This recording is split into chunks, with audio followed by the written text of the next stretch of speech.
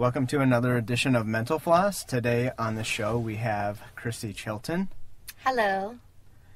Welcome, Christy. Tell us a little bit about yourself for those that are listening, our audience, and that doesn't know you. Well, I am an entrepreneur. I own Chilton Enterprises. I do advertising, marketing, video production, social media, and then a little creative work too. And I have a clothing line. I didn't know about the clothing line. Yeah, Refashionista. Very good. On today's show, we are going to be talking about visualization and goal setting. I know this is a big part of your everyday that you have applied to your life and have that has helped you with business, personal, and everything else. So Yeah, every aspect. Well, tell us a little bit about what you do for visualization. There's a few things that I do. Definitely I have a vision board with images that I look at. I forgot to mention to you the other day, I actually have a my screensaver on my computer is actually a collage of images and things that I want to attain or be or to go and do.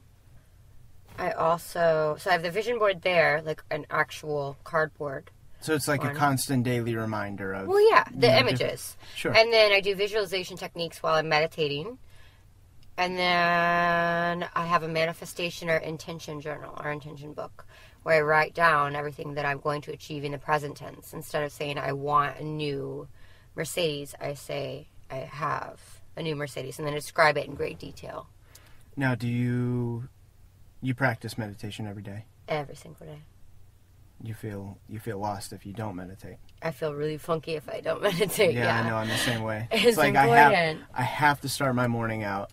Yeah. With minimum at least 15 minutes. See, that's exactly that's what I was telling you. I actually before I even get out of bed or after, before I start my whole morning routine, I'll lay in bed just in silence with my eyes closed and just envision just at least that day and kind of like, not always like, whose hand I'm going to shake and who's going to open what door for me and all of this and that, but just a general overall feeling of positivity for that day. Mm-hmm. And then with meditation, I definitely think of like my major goals or my 1 to 2 year goals or whatever, or ultimate goals, all of them. And that's, I think, helped me tremendously in achieving them. Okay, so you mentioned vision boards. Yes. Now, do you specifically make a vision board for each thing? Like, let's say, for your business. Mm-hmm. Do you make a vision board for goals within your business or see where you're going? And then, for things that you want to do in your personal life, do you make a personal vision board, for things like that? There's actually my what do you call it? The physical vision board that I have is actually one of those tri-folding project boards, I guess you would call it. Sure. And it's divided into sections. So there's my family, there's my business, there's, places I'm going to go, things I'm going to achieve, creative projects, finances, home. I mean, just down to every little tiny detail. And I look for exactly what I want and exactly where I want to go. I'm very specific about it. And then on the computer desktop, as far as images go, it's a revolving screensaver, or background. Mm-hmm. So there's probably about 7 of them, but it's a collage of just a little bit of everything. Just for those images, it's just so important. And that's another thing with words, too, is to have, inspiring or empowering words. It's kind of the same idea, just to be able to see those, and subconsciously your brain's programming those things and then looking for them. On YouTube, a friend of mine had shared with me, they have these subliminal dream boards and then subliminal messaging. And it's a cycle of pictures, words, and binaural beats all combined like in one thing. And you don't even really realize what you're watching, but it's your subconsciousness that's picking up on that. I've looked at those briefly, and I do listen to binaural beats. I usually listen to theta waves with my meditation, because they put you like in a dreamlike state, which is actually a lot better and kind of helps you, I think, meditate more and manifest things easier. Tune into the channels. Yeah, that's a better way to say it. But the subliminal thing was really interesting. I'd like to look further into that. Yeah. I've seen it with the words and such, but not with pictures. I know for me, with visualizing and goal setting, that for me, a big thing is visualizing the end product. I love how you say that. That's so true. Visualizing the end product as if it's already there. Oh, that's important. Then we can, taking we can visualize the end, then take those steps and then visualize each point along the way Exactly. to get to that end. So you can, it's kind of like, I guess, hypothetically speaking, reverse engineering. Yeah, it would be. Yeah. Because, you're thinking, okay, I'm here. This is what I've attained. Mm-hmm. What did I do to get here? I did this. I did this. And before that, I did this. And then I did that. I think I do it to a small degree, but I like that. I like that you actually piece it back. Puts everything in perspective when you begin with the end in mind. Visualizing what you do want to obtain. I know that, I'll look at things with the end, I'll begin with the end in mind, and I can actually feel myself, because I think emotionally being attached is more important even than just seeing the image, because we can daydream all we want, you know what I mean? But if there's no emotion there, I can dream about being an astronaut, but if I don't really want to, or if I don't really think I'm going to, right. or if I don't even know what it's going to feel like, there's no way. I remember there was this Miss America winner, and after she walked down the runway and had won, obviously, they asked her, they were like, you did so well, walking down there, like you'd done it a million times. She's like, I had done it a million times. Mm-hmm. I love that she said that. Yeah, she visualized it for years and years and years, and she felt it. And where was I going with that? I was saying basically, I'll start with the end in mind. And then I'll know, what does this feel like in many different aspects? Totally, how does it feel? And then I can actually look back, and I do it on a more emotional level, I think, instead of reverse engineering. I look back, I feel, how do I say this? I feel like I can feel myself already there emotionally, and how I'm already going to feel in the future. Like, I probably won't know this person, or I probably won't live in this city. Mm-hmm. I probably will. Do you know what I mean? Like, it's more of an emotional. I feel you. So you were talking about actually feeling. Okay, so you visualize it, but then seeing it is one thing. But then actually feeling. Really putting yourself in that moment. Yes. Feeling it, where you're using all 5 of your senses. Exactly. You can smell it, you can taste it, you can touch it, you can feel it, you can hear it.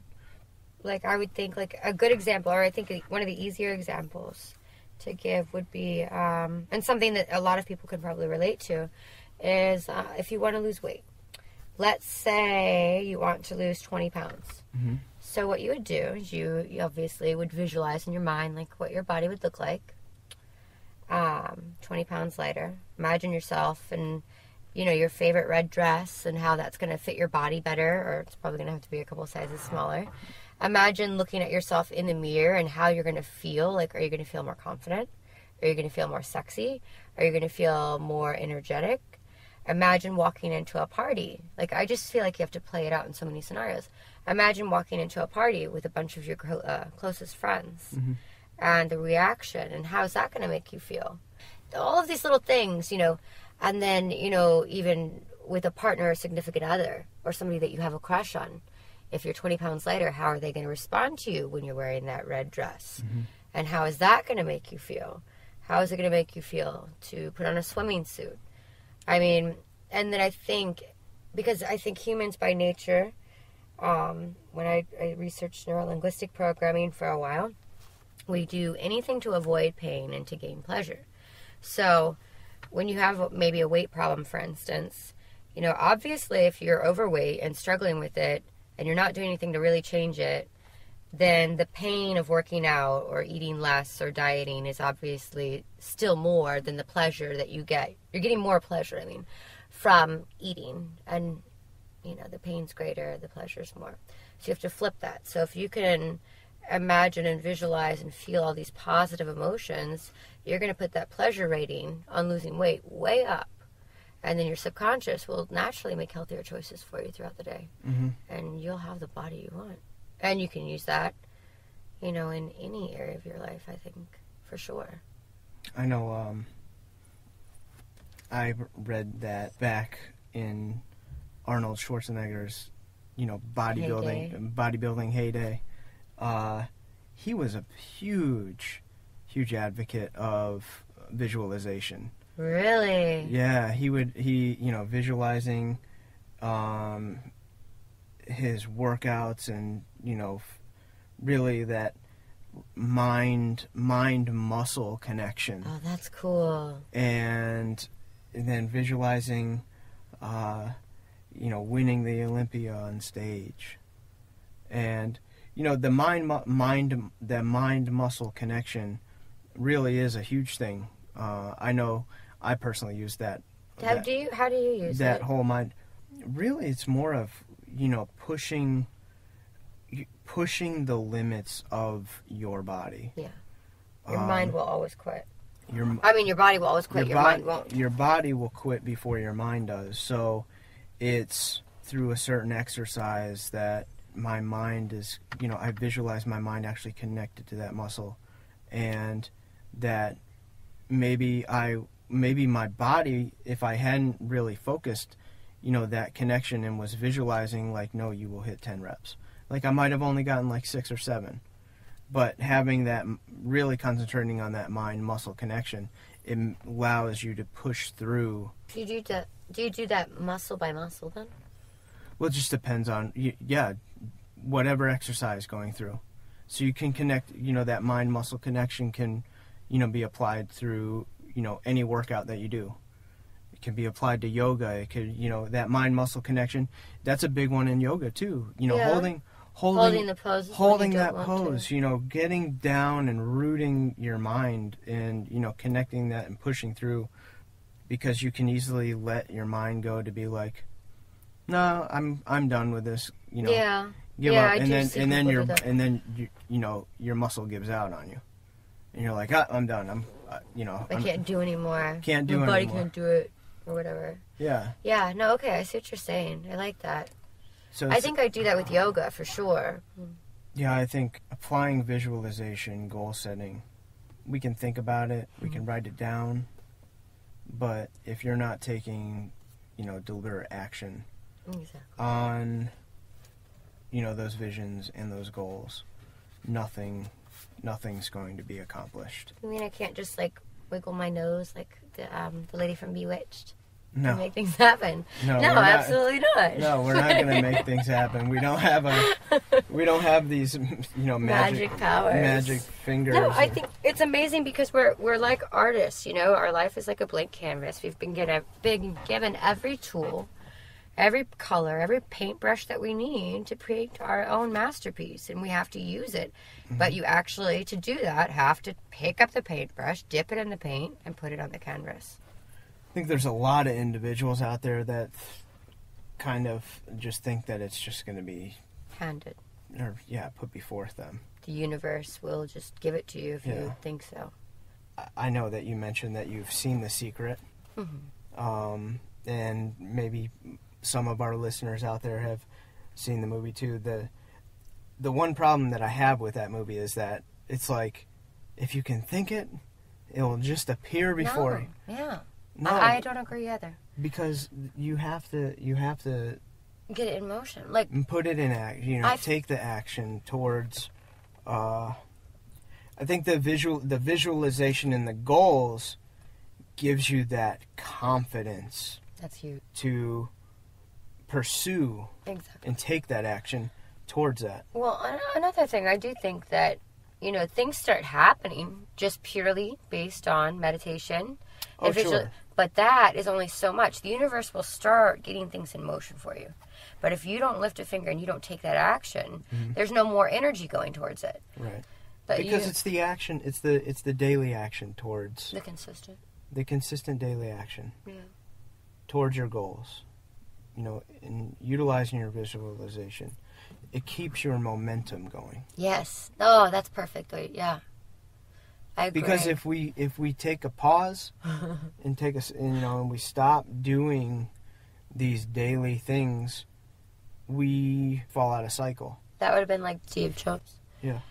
Saying, I'm going to take a break from this whole computer thing for like 5-10 years, and I'll come back to it later. Right. You know what I mean? Like, you have to daily just do something towards it. And then you have to be sure about what you want. I mean, your goals and things can change, obviously, but your general outcome should pretty much be consistent.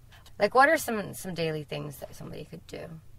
Depending on the goal, I guess it changes. Well, I know we had this discussion the other day about when we are setting goals. Yeah. And I had mentioned that I like to use points of reference in goal setting. What I mean by points of reference in goal setting, I'm going to use monetary annual salary income as an example. If I take an individual that is, let's just hypothetically say they're making $30,000 a year, and their goal, they throw a goal out, they're like, I want to make $500,000 next year. They might have a hard time really grasping that, in that they might have a real hard time believing that they would be able to obtain that, just because their point of reference would be going from 30,000 to up to 500,000, which is a huge gap. Now, if we took that same person and then we said, all right, well, if your goal was to double your salary, so then they went from 30,000 to 60,000. Not as high of a jump. Now their point of reference from 30 to 60 is a lot easier to grasp in their head.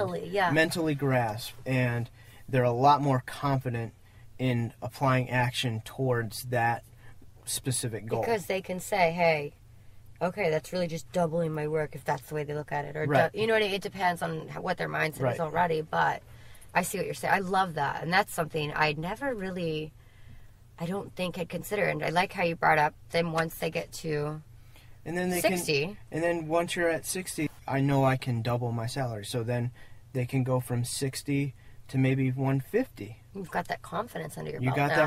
You've seen that it works. Yeah, and you have the wherewithal of how you went from 30 to 60, so then you can just, apply how you're going to do that from 60 to 150. And then so on. And that's in those points of reference. I think you can widen your gaps of point of reference. The more you get confident in jumping, making those gap jumps. Exactly. I agree. Because your mindset, I think, changes. It does. Definitely. And I think, you become more enlightened, you become more confident, you become more assured. And I think when you start out, before the first leap, or before the first gap, starting out at 30,000, your confidence is obviously, am I really going to be able to do this? Like, all right, let's give it a shot. And then they get to 60, and it's like, hey, I did it. All right, let's try it. So let's go a little bit higher. And then once you make, when you look back and it's been 2 years and you've went from 30,000 to 150K, you're going to say, why not? Go for it. Yeah, and what's your favorite example of, like, using visualization and where you've been able to use it, like, in your daily life? For me, visualization is applied to, I like to use visualization in terms of topics that I'm going to be writing about. So I kind of just tune in and channel, and I just pick up different, writing topics. How do you do that? I like that, because I like to write a lot. And honestly, I don't know, I just kind of like in, visualization, it's just like in meditating. Yeah. Wait. And I kind of just, and it ends up like, just like a topic will just like hit me. Oh, I like and then that. I can kind of visualize and then I can kind of visualize how the the flow, or visualize a story that I might tie into that article. I like that. I think I do that in some creative ways, not with writing. I'd like to, though. Yeah, I would say that's more. I like that. I say that's more applying my creative visualization. Mm-hmm.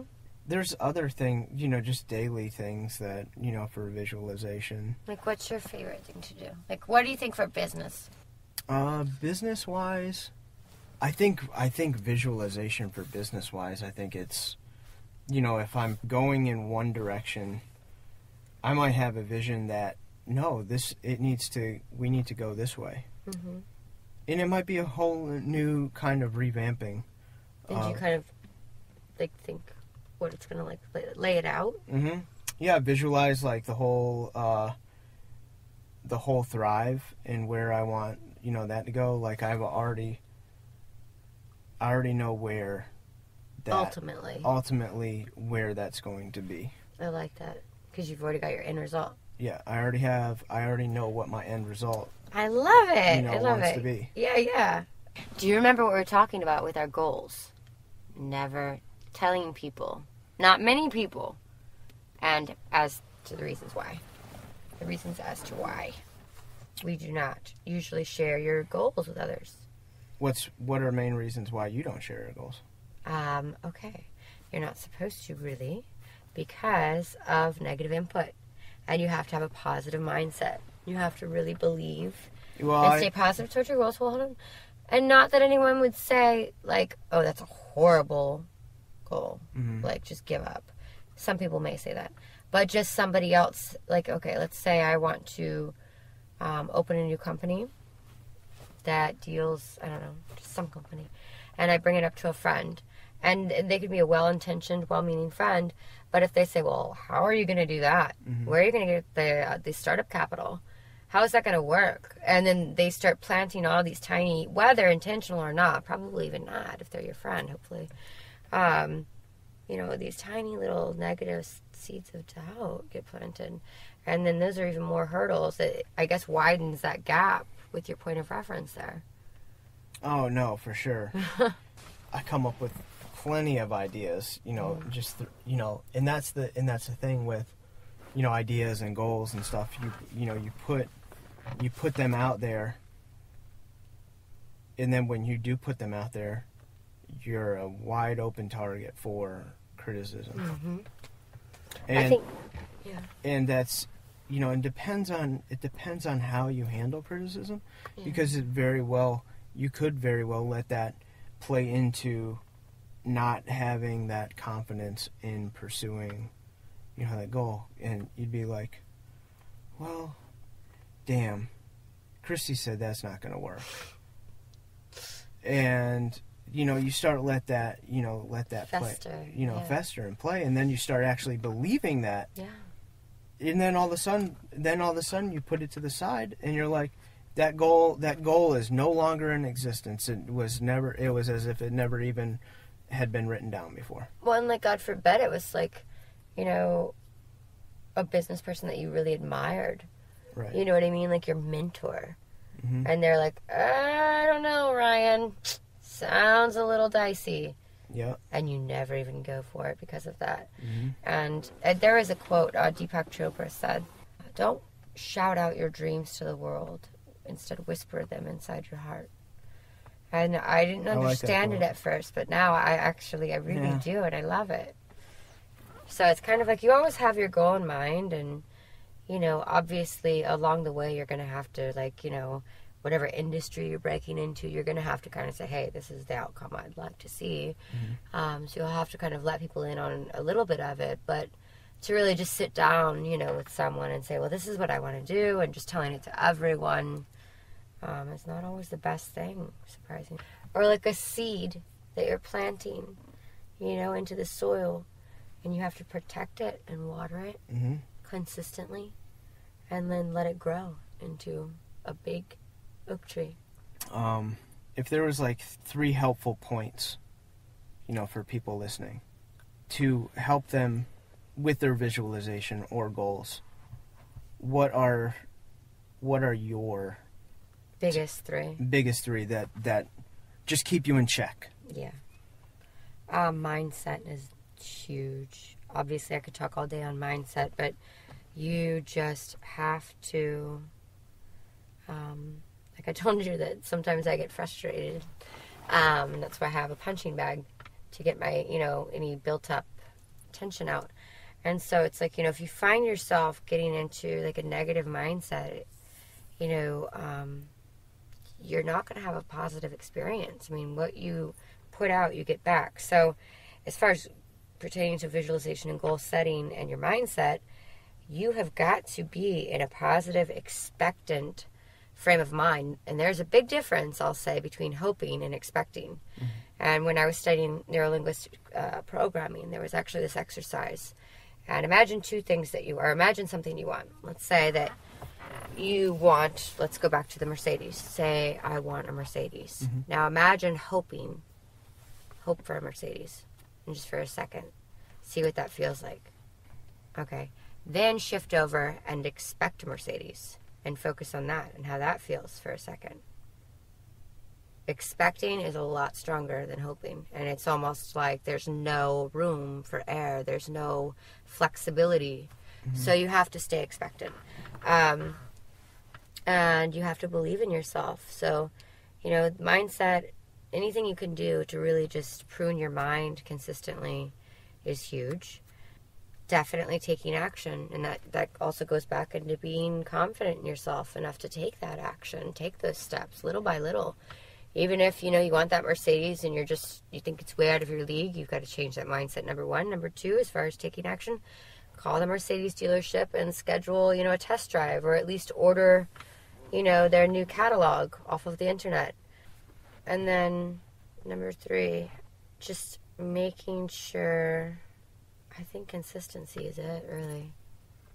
Yeah. Make sure you're consistent. Just consistency, yeah. Like you said, you can't put it off. You can't give up on it. You can't quit. You've got to keep everything going at all times, even little by little. Some days you can take great leaps, other days take small steps, whatever you have to do to get closer to it. Just keep the right foot going in front of the left. Yeah, with a good attitude about it. And the end result in mind. Well, very good. I think all of our listeners will be able to take something away from this. And yay. Hopefully they'll get on maybe they'll start making their own vision boards. I would hope so. That's a huge thing. And update your vision board as well. Always. Every so often. And your goal lists. So, very good. Well, we do appreciate you being on the show today. Thank you. And we will tune in to another edition of Mental Floss very soon. Thank you again for listening to another edition of Mental Floss. Stay tuned for upcoming podcasts, and for more information and podcast release, check out my Facebook @The Zenist. Till next time, keep those conversations thought-provoking.